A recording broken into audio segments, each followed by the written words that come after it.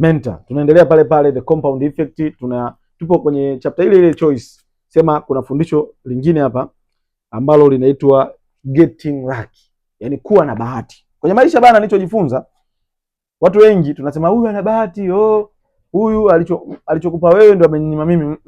Ngoja nikwambie kitu kimoja. Kila mtu ana bahati. Hichi kitabu kinafundisha hivi. Bahati zipo popote tunapokwenda.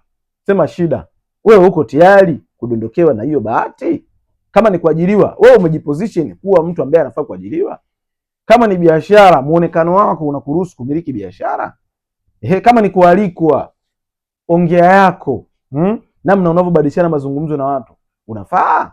Kama ni uongozi, umejiposition, una muonekano mzuri, unajua namna ya kuongea na watu, una skills za uongozi, ndio bahati inakudondokea. Sasa kwenye hichi kitabu wametoa simple summary nzuri sana ya formula. Formula ya nini? Formula ya bahati. Formula ya bahati ina vitu vinne ndani yake. 1 2 3 4 ndio unafikia kwenye bahati. Kitu cha kwanza, preparation. Preparation maana yake personal growth, yani maandalizi. Wewe binafsi umejiandaa kuelekea kwenye hiyo bahati. Kama unataka kuwa mwinjilisti mkubwa kwenye makanisa makubwa, binafsi hapo umejiposition, yani umejiandaa, growth yako ni kubwa. Kama unataka kuwa kiongozi mkubwa kwenye biashara, umejiandaa, growth yako ikoje? Sawa. Cha pili ni attitude, belief and mindset, yani mtazamo wako, unaamini nini? Sawa.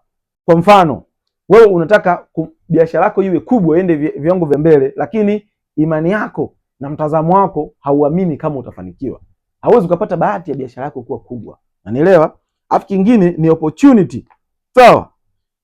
Opportunity manake ndio ile sasa, ile bahati sasa ndio inajitokeza, ambao wanasema hivi, a good things coming on your way. Unaelewa? Yaani hapo ndo bahati inajitokeza, inakuja mbele yako sasa hiyo bahati. Pap. Manake ikikukuta tayari uko tayari umejiposition, akili yako iko tayari. Wewe mwenyewe umefanya preparation, uko well grown.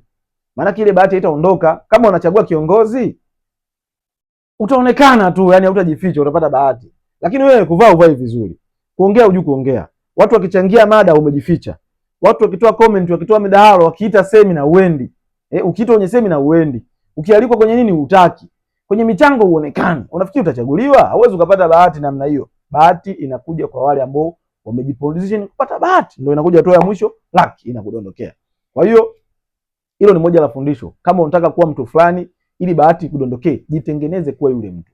Asante, tukutane chapter inayofuata. Kama wewe kuna kitu umejifunza kwenye kitabu, unaweza ka drop comment ili wengine ujifunze zaidi.